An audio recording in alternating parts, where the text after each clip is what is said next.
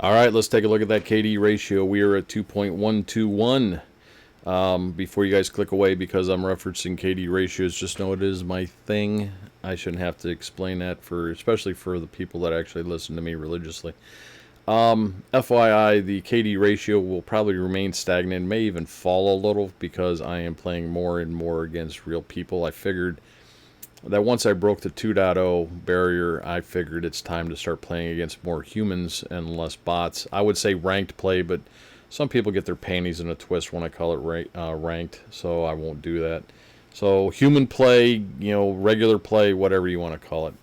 I'm also practicing flying helicopters. If I go into the community play and basically fly against a handful of others, I do fairly well. But whenever I get into an actual quote unquote ranked play, real play, whatever, I get off the ground and I tend to get my ass shot up. Somebody comes zipping by with a fast mover and blows me out of the sky before I get very far. So I'm not getting a whole lot of kills, and I'm in fact dying more than I'm killing when I'm doing that. So you may see that KD ratio go down. FYI, the gameplay, the first few minutes of it, I'm actually playing against the daughter of a man named Wolfinator, who is a guy that will actually join my squad from time to time and play, and his 14-year-old daughter asked to play with us. And so I told her that she would be in the next video. So she is at the beginning of the next video. She's a good kid, at least what I can discern from the conversations we've had while playing Battlefield. But Wolfinator's daughter, this one's for you. Okay, so real quick before we get into the comment of the week, let's take a look at the store. Just FYI, I do have a new mug that I've put up. There should be a t-shirt too. It says "Beware the old gamer." I'm thinking about rephrasing to say "Beware the old ones," and I may put that up as well. We'll see which one. I put up a survey. I wanted to know what your guys' opinion was. I got one vote for each caption. So I'm like, well, that really doesn't tell me anything. So I went ahead and posted this up. I also have one with the veteran gamer. That's the old man stick figure with the gun and the walker, blowing a tank. And I'm trying to think of a good catchphrase, something like, even old timers can still blow tanks. I don't know, something like that. If you have an idea, put it in the caption below. I'd love to hear it.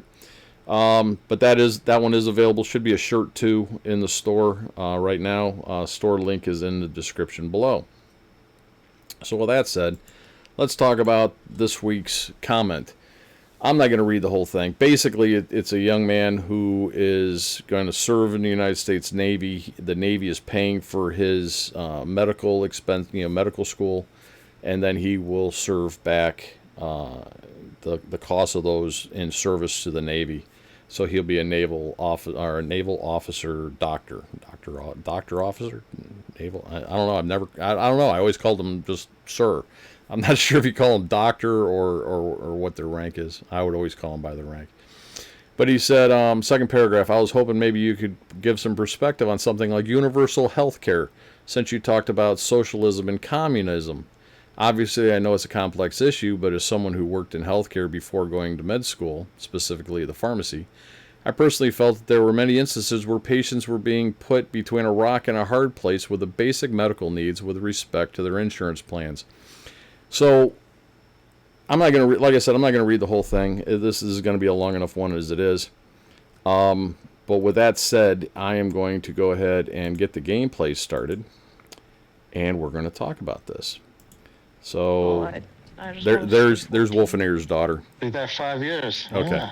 Yeah. So what it's not gonna, what we're talking about here when we start talking about universal healthcare, we're talking about healthcare as a right. And this is a topic that seems to be a hot topic, for lack of a better phrase. Of people wanting to or expecting that healthcare is a right. So let me clarify this before I go into what I think the solution is to the universal healthcare question.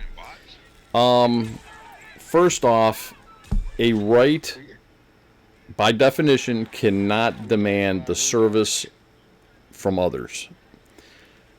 Meaning, right? I cannot demand that you give me, service. You can't service me on my demand. Take that as you will. But I'll give an example. First Amendment, right? We'll go through a couple of the amendments of the Constitution, which everybody pretty much agrees is our quote unquote rights. And by the way, I'm sorry about the aspect ratio on this video right here. For some reason, it recorded at a different resolution. So, First Amendment, freedom of speech. As a freedom of speech, I cannot demand a service or a product from others in order for me to exercise my freedom of speech. I cannot demand Falcon Northwest Computers to provide me a computer in order for me to put this video together. I cannot demand someone record my voice or videos and edit them and put them on the internet in order for me to exercise my freedom of speech. I cannot demand someone build a platform or a studio. I cannot demand someone build me an audio system and microphones, a stage. I can't, in order for me to go up and speak my exercise my freedom of speech. I can't do that, right? That's not a right, right? I don't have the right to demand services of others. Let's touch on the Second Amendment, right to bear arms. I cannot demand Heckler and Koch, design and build me a gun and provide it to me free of charge. I cannot demand that of Remington, Smith & Wesson, or anybody else. I cannot demand Remington or Hornady to make ammunition for my gun and provide it to me free of charge in order for me to exercise my right to bear arms. Third Amendment, I cannot demand the services of a bodyguard service or demand the services of others to stand guard at my house so that the police department or the National Guard or the military do not station troops or police in my house in order to see if I'm doing anything wrong. Right? I cannot demand you, the listener, to stand guard on my house to protect me from the evils of the police or the military, because Third Amendment, in case you guys don't know, this is one that most people think really doesn't have much bearing in today's society about the right to barracks troops in your house. You have to understand where our founding fathers were coming from. The British used to put troops in people's houses to keep an eye on them. Hey, we think you might be seditious in nature, so you're gonna barracks our troops. We're gonna put troops that live with you, and you're gonna feed them and give them a cot. Right? That's Third Amendment. That's a big thing. Nobody ever thinks about it anymore nowadays. But can you imagine if the police think that you're doing something wrong, so all of a sudden you got a cop living in your house with you? Right? Third Amendment keeps you from doing that, or prevents that from happening. But the point is that you cannot have a right that demands a product or service from someone else. Henceforth, or therefore, you cannot demand that healthcare be a right, because you are demanding the service and of others. You're demanding not just from doctors and nurses to provide you medical attention, but you're demanding that buildings be built called hospitals or medical centers. You're demanding that labs be built to do the lab work. You're demanding the lab technicians, and you're demanding the service of others in order to provide you with quote unquote universal health care. Can't do that. Even if if you guys sit there and go, oh, wait a minute, the federal government will pay for it. Okay, so let's talk about that for a second. A doctor not only has to get his bachelor's degree, then his master's degree, and then his doctorate degree, then he has to go and do a residency. So you're talking anywhere from 10 to 16 years of further education after high school. 10 to 16 years? They will spend on average $400,000 to $450,000 in additional education. Now, are you honestly going to tell me that they're going to settle for? Let's assume that the military or that the government nationalizes healthcare, right? We have free healthcare. The highest pay scale as a government employee is a G15, and that you're looking at about $175,000 a year. Do you really think that people are going to go through 16 years of higher education and rack up $450,000 in expenses and settle for $150,000 to $175,000 a year in pay? Not going to happen. When if that ever happens, if the government ever imposes universal health care and demands that nationalizes the healthcare system, you're going to start whittling down prospects for doctors. You're going to have people going, I'd rather be a lawyer. I can be a lawyer in 4 to 8 years of higher education, bachelor's and master's, right? And make a lot more than I'd make as a doctor as a G15 government employee. So government, taking it over isn't going to work. And then if we talk about that the government, like what we've got with Obamacare, right? The fraud that's going on in Obamacare makes Minnesota look like, I don't know, bubblegums and rainbows and unicorns, because the insurance companies take 20% off the top for profit. Don't believe me? Go read the law. The insurance companies take 20% profit off everything. Not to mention, look at Canada, right? I mean, you wait months or years to get, looked at, because if it's free, everybody and their brother goes into the hospital for everything from a toothache to a hangnail. And because it's free. Sure, it's free. We'll just go to the doctor. It's free. Okay. So I think I've pretty much illustrated that universal health care cannot be a right by definition. It cannot be, managed by a government entity reasonably without fraud. I mean, honestly, tell me one thing that the government does well. Seriously, put it in the comments below. One thing that the government does well. Anything. They can't even build a road without spending years and extending budgets and everything else. Name one thing that the government does well. I want to hear it. And you really think that they can, take care of universal health care? Seriously? I used to ask people, if every politician's a crook, right? What do you think of politicians? First word out of your mouth, they're crooks. Every one of them's a crook. So why do you want to give them half of your pay and expect them to take care of you if they're crooks? So, with that said, the question then comes up, and I'm going to have to pause the video here because I want to show you this. I believe that the solution to this is something called tort reform, okay?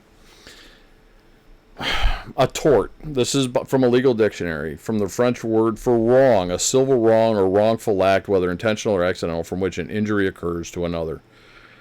Torts include all negligent cases as well as intentional wrongs which result in harm. Therefore, tort law is one of the major areas of law, along with contract, real property, and criminal law, and results in more civil litigation in the other category. Okay, so I'm not going to read the whole thing. I'm going to go back and get the gameplay going. But dadgummit, I think when I stopped it skipped. Okay. So here's my idea. Here's what I'm thinking, right? The tort law is basically, the ambulance chasers. These are the guys that, hey, we'll sue and it won't cost you a dime, unless we win, right? In fact, I think that means I skipped forward because I was at the wrong spot. So think about that for a minute, right? We're talking about people who spill coffee on their laps and sue McDonald's. We're talking about people that sued Winnebago because some guy, this is a true case, you can look it up, he thought that cruise control meant autopilot, so he was in a Winnebago a motorhome, put it on cruise control, got out of the driver's seat, went to make a sandwich in the kitchen. and crashed the car or crashed the motorhome. Sued Winnebago. Or the morons that sit there and, I'm not kidding, again, true story, this guy and his neighbor thought it was a good idea to pick up their lawnmower and mow a hedge. Hit a branch, ripped the lawnmower out of their hands, took one of their heads off. They sued Toro because, well, they didn't know it was dangerous. Or people who ride their bicycle at night and get hit by a car, and they didn't know it was dangerous to ride a bicycle at night. When there's no consequences for a lawsuit, they sue for everything. I talked to the pediatrician for my kids when they were little. This guy was paying $150,000 a year in malpractice insurance. Are you hearing me? $150,000 a year. You're talking what? $12,000 a month? $12,500? For insurance to protect them from frivolous lawsuits. So, first thing we need to do is we need to change. If you want to, look, I get it, right? The reason why everybody wants universal health care is because it's so damn expensive. So we have to lower the price on this. First thing we need to do is we need to impose tort reform. We have to eliminate these frivolous lawsuits. And my idea, and again, if I ever run for office, this is going to be one of them. I'm not saying that you don't have the right to sue, right? If you do something, if you're injured, right, of course you should have the right to, sue. But my idea is basically this. If you sue and lose and the judge or jury determine it to be a frivolous lawsuit, you should be held liable for both sides' legal fees. You should be on the hook for yours, and you should be on the hook for the doctors or the hospitals. This would eliminate the frivolous lawsuits. You eliminate the frivolous lawsuits, you're going to eliminate the need for such extravagant and expensive malpractice insurance, right? If you can sue, but you damn well better have a good reason for it. If you're suing for some bullshit reason, thinking, oh, well, I don't pay if I don't win, that needs to go away. That needs to stop immediately. That is what's driving your costs up. That's a good chunk of it. $12,500 a month for a single doctor. What do you think it is for a hospital? What do you think it is for a firm, or not a firm, but a doctor's, a collection, whatever they call them? It's astronomical. The other thing is we have to do something to straighten out the insurance company. I'm not saying that the government should just start writing checks. I'm talking there needs to be some reform. My chiropractor, I'm not kidding, right? When I was in corporate America, my insurance would pay, like for 10 chiropractic sessions a year. I was in a car accident, hurt my back a number of years ago, so I go to the chiropractor every once in a while. So I'm figuring, hey, I got 10 visits free on the health care that I got through corporate America. So I went to the chiropractor, and when I went to pay, because I hadn't met my deductible, I had to pay out of pocket until I hit the deductible, right? That's how insurance works. $150 if I was filing insurance. $150. I said, what if I pay out of pocket? Or if I paid out of pocket, it was only $70. Really? It's half as much. It's a little bit less than half as much if I paid cash than if I filed insurance. And I asked the lady, I'm like, it was the chiropractor's wife. I said, explain this to me. I said, how is this not insurance fraud? She said that the amount of time and hours that she has to put in order to file the claim, which is almost always rejected, then she has to refile and all the phone work and everything else in order to get the insurance to pay, is where that extra $80 came from. And can you believe that? The guy knifed me. Bastard. But, when you're having to pay additional, when you're paying more than twice for the insurance, that's insane. Here's another story, true story, right? A couple of years ago, I got pneumonia, and this was after I left corporate America. And there's a long story about why I couldn't get on insurance because life-changing events and all this other. It's a long story. Basically, I didn't have health insurance at the time, and I was without for about 6 months. And during the 6 months, I contracted pneumonia, and I think that was a result of COVID. I think that was an after effect. And so I was really sick. So my wife ended up taking me to the emergency room. And they took care of me, right? No questions asked, man. There it is. They took care of me. They found out what my problem was. They gave me, got me prescriptions for antibiotics. So I was not turned away. They took me right in. So people who say, "Well, you'd be denied," no, you're not denied. There are laws that say that hospitals must take care of you if you go in the emergency room. This is how the illegal aliens get free health care. They go to the emergency room, and by law, they're required to be taken care of. And so then they don't pay their bill. So that one visit for me to have, the emergency, for that pneumonia was $15,000. Not kidding. 15 grand. And I was only there. I wasn't even admitted, right? They just looked me over. So I ended up becoming friends with my chiropractor and and his wife, who ran the front office. And I told them about this. They said, no. 15 grand is way too much. They said 1,500. I said, what do you mean 1,500? They said, what you do is you contact the doctor and you demand that they provide you with an itemized statement with the CPT codes. That's Charlie Papa Tango. CPT codes. Those CPT codes are the codes that Medicare pays. So you take these codes, and this was genius. You have CPT codes. You got an itemized bill, and use ChatGPT or use Grok, use AI, and say what is the national average for a Medicare payment for this CPT code, and it'll tell you. So I actually went through and created a spreadsheet of all these CPT codes, and it was it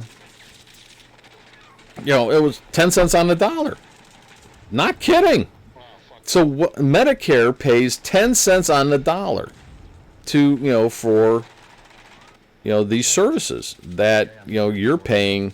So for instance, like an X-ray was like, I don't know, $500. Medicare paid $50. Now this doesn't. Okay, so basically what I did, I then negotiated with the hospital. I said, look, this is what the national average is based on these CPT codes and blah blah blah. And I had actually negotiated a much lower price than the 15 grand they wanted me to pay. But and you might be thinking, well, that just proves that there's fraud. Well, you know what? When I was in corporate America, I talked to administrators, right? I talked to hospitals because I was a network engineer designing network systems for them, and we talked about it, and they said that they actually lose money on Medicaid. So if you think that that the government takeover will because it's only 10 cents on the dollar is going to solve the problem, wrong. The hospitals were very clear that they lose money on Medicaid, Medicare. So there has to be a happy medium between insurance payments that are exorbitantly high. This is cool. I see for an IFE on a Jeep. But there has to be a happy medium between the lowball prices of Medicare or Medicaid and the exorbitant prices of insurance, right? If hospitals are charging the insurance companies more, than they're charging, Medicare or Medicaid, in order to make up their losses from Medicare, it's broken, right? There has to be a happy medium. There has to be where the hospital and the doctors are making reasonable profit. Profit's not a dirty word, people. There you go. 6 kills. They deserve to make a reasonable profit, right? You got to pay that $450,000 in medical insurance, or I'm sorry, for their medical schools. right? You got to pay the doctors reasonable prices, or you're not going to have doctors. You're going to have shit for doctors, because only the people that feel like they want to dedicate their life for the betterment of others will actually be doctors, whether they're good at it or not. So there has to be you can't just the plan we got right now with Obamacare is shit, because the insurance companies are milking it for all it's worth, and the adoption or nationalization of medical is bullshit. That ain't gonna work, because you're gonna lose the good doctors. There has to be a compromise. There has to be middle of the ground. And I really don't, like I said, I think tort reform will lower the costs. I think there needs to be some audits of the insurance companies to help figure out what's reasonable, and set up a I don't know, a council with doctors from around the country, and try to reach a compromise.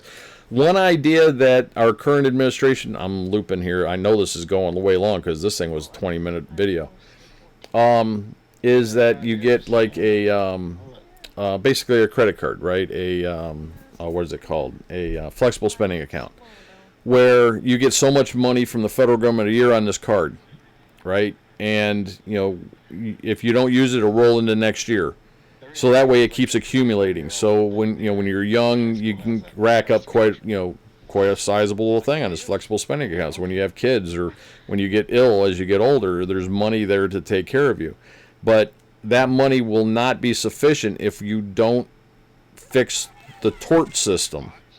So that's number one. We got to do a tort. I think here's what we need: tort reform. We need to audit the insurance companies. We need to set up a council for of doctors nationwide, and find out what's reasonable for payment, including doctors, nurses, hospitals, etc.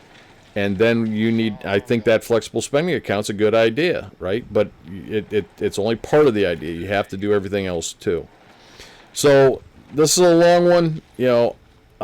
I hope that answers the question on what I think of universal health care. It is not a right. You cannot demand it to be a right. And what I think should be a reasonable solution. So if you have ideas, put them in the comments below. As you know, I read every single comment every time. I may not respond to everyone, but I do read them, good or bad. Be courteous. If you're an asshole in the comments, I will be an asshole back. But if you're courteous and kind, you will get a courteous and kind answer back, and especially if you're asking questions or have serious concerns. So with that said, thank you for watching. Thank you for listening. I may turn this into a podcast. I have a lot of people saying that they like the rants, but they don't like the video, and I have people who like the video and don't like the rants. I don't know. I'm still trying to find out. The last one I posted got a whopping 100 views. I'm losing my audience because Battlefield 6 is losing its popularity, so I got to do something. If you got ideas on that, put it in the comments below. So anyways, with that said, I'm running way long, and this is SeaBear out.